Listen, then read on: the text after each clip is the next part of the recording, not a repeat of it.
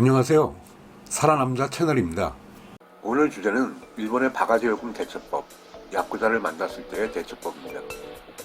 일본 여행 보이콧이 한참인데 일본 여행에 관한 정보를 제공한다고 뭐라 하실 분이 있을 것 같은데 바가지는 주로 출장한 회사원들이 많이 당합니다. 비즈니스맨들은 계속 왔다 갔다 해야 하죠. 일본에 바가지가 없을 것 같은데 꽤 있습니다. 그리고 돈 좀 있어 보이는 넥타이를 메고 다니는 남자 회사원들을 주로 노립니다. 먼저 공항에서 주의할 점입니다. 택시 운전자가 택시 타고 가지 않겠냐고 한국말로 말을 거는 경우가 있습니다. 피곤하기도 하고 돈도 있으니까 택시 타는 분들이 있습니다. 일본의 택시 요금은 살인적입니다. 나리타 공항에서 도쿄 한가운데 있는 도쿄역까지 26만원 넘게 나옵니다. 나리타 익스프레스 같은 열차 서비스에 비해 시간도 2배 가까이 걸립니다. 정기 요금을 받는 것이기 때문에 바가지 요금은 아니지만 일본 택시 요금이 비싸다는 걸 모르시는 분들이 가끔 당합니다. 본격적인 바가지 요금은 도쿄의 신주쿠나 오사카의 남바 같은 번화가에서 이루어집니다. 캐치바라고 불리는 곳입니다. 삐끼를 이용해 손님을 모으고 바가지를 씌우는 곳입니다. 거리에서 삐끼들이 이자카야 전단지를 나누어줍니다. 특히 예쁜 여성이 전단지를 나누어주는 곳이 위험합니다. 가게에서 메뉴판을 보면 별다를 것 없는 평범한 곳입니다. 하지만 술값 계산을 할 때 깜짝 놀라게 됩니다. 세키다이, 자리값, 오토시다이, 기본 안주료, 서비스다이, 서비스료가 같이 청구되기 때문입니다. 오토시는 손님이 주문하지 않았는데도 제공되고 돈을 받는 기본 안주 같은 것인데 대개의 선술집은 200~300엔 정도 받지만 캐치바에서는 500엔 이상, 때로는 1000엔 가까이 청구합니다. 이건 불법이 아닙니다. 메뉴판 한 구석에 분명히 적혀 있습니다. 일본인이라면 메뉴판에 이런 요금이 있으면 가게를 나와버리지만 이런 용어를 잘 모르는 외국인들이 많이 당합니다. 결국 이런 요금이 합쳐지면 5만원 정도라고 생각한 술값이 10만원 넘는 일이 발생합니다. 어쩔 수 없습니다. 내고 나와야 합니다. 전단지 나누어주는 곳이 모두 이런 곳은 아니지만 되도록이면 전단지를 나누어주는 가게는 피하는 게 좋습니다. 잘 모르는 가게라면 메뉴판 구석에 새끼다이 같은 게 있는지 확인하는 게 좋습니다. 캐치바 중에는 삐끼가 전단지를 건네는 게 아니라 유혹하는 것도 있습니다. 자신이 한류팬이고 한국 남자에 관심이 많다며 같이 술 마시자고 예쁜 여성이 말을 걸어옵니다. 이런 데는 더 위험합니다. 30~40만원 각오해야 합니다. 다른 곳보다 모든 게 훨씬 비싸고 그 예쁜 여성이 엄청나게 많은 안주를 시키기 때문입니다. 여기까지는 일본에도 바가지 요금이 있네, 재수없게 뒤집었었네, 수업료 한번 제대로 했다 정도의 금액입니다. 가장 무서운 곳은 100만원, 200만원 청구하는 곳입니다. 이런 곳은 삐끼도 이용하지 않습니다. 일본 출장을 많이 다녀서 일본을 잘한다고 자부하시는 분들이 많이 걸립니다. 대로에 있는 술집들은 거의 다 섭렵했으니까 오늘은 좀 특이한 곳에서 마셔볼까 하면서 신주쿠의 뒷골목을 돌아다닙니다. 엄청 미인인 여성이 서비스를 하는 가게가 보입니다. 이런 가게는 밖에서 안이 잘 보이도록 만들어졌고 테이블 3개 정도 중 2테이블에 손님이 있습니다. 별 의심 없이 안심하고 들어갑니다. 메뉴판도 별것 없습니다. 보통 술집보다 조금 비싼 정도입니다.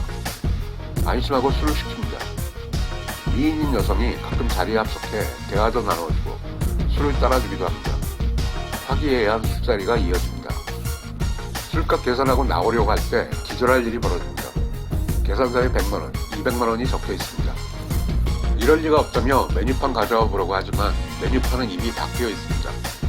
맥주 한 병에 10만원, 안주 하나에 30만원 식으로 적혀 있습니다. 다른 테이블에 있던 손님은 이미 나가고 없습니다. 호구 손님이 안심하고 들어오라고 가게가 고용한 삐끼 손님들입니다. 돈을 못 내겠다고 버티면 밖에 대기하고 있던 야쿠자들이 들어옵니다. 야쿠자들은 험상궂은 얼굴을 손님 얼굴 앞에 바짝 갖다 대고 침을 튀기면서 돈을 내라고 말합니다. 경찰을 불러도 아무 소용이 없습니다. 민사불개입의 원칙 때문입니다. 민사불개입 원칙은 경찰은 절대로 민사사건에 개입하지 말라는 원칙입니다. 전 세계 대부분의 나라에서 통용되는 원칙이지만 일본은 이 원칙에 대해서 매우 엄격합니다. 경찰이라는 신분을 이용해 빚 같은 것을 대신 받아주고 수수료를 챙기는 악덕 경찰들이 예전에 무척 많았기에 이 원칙에 엄격합니다. 경고는 물론 파면당할 수도 있습니다. 신고하면 경찰이 오기는 하지만 달리 할 일이 없습니다. 야쿠자가 폭행한 것도 아니고 때리겠다고 협박한 것도 아닙니다. 험악한 말투지만 성인답게 자기 행동에 책임을 져라고 했을 뿐입니다. 그저 가게와 손님이 술값으로 다투는 민사사건에 불과합니다. 손님이 억울하다고 호소하면 민사소송을 제기하라는 말밖에 경찰이 할 말이 없습니다. 이럴 때는 어떻게 해야 할까요? 그냥 돈 안 내고 한두 시간 버티면 됩니다. 돈을 받아내기 힘들다고 생각하면 야쿠자들이 1, 20만 원으로 깎아준다고 말합니다. 그때 돈 내고 나오면 됩니다. 야쿠자들도 장사를 계속해야 하는데 돈 안 내고 버티는 손님을 마냥 가게에 둘 수 없기 때문입니다. 빨리 보내고 다른 호구 손님 잡아야 하니까요. 도쿄, 특히 오사카 번화가에 문신을 잔뜩 한 야쿠자들이 돌아다니는 모습을 자주 볼 수 있는데 겁낼 필요가 전혀 없습니다. 일반 시민은 절대 건드리지 않습니다.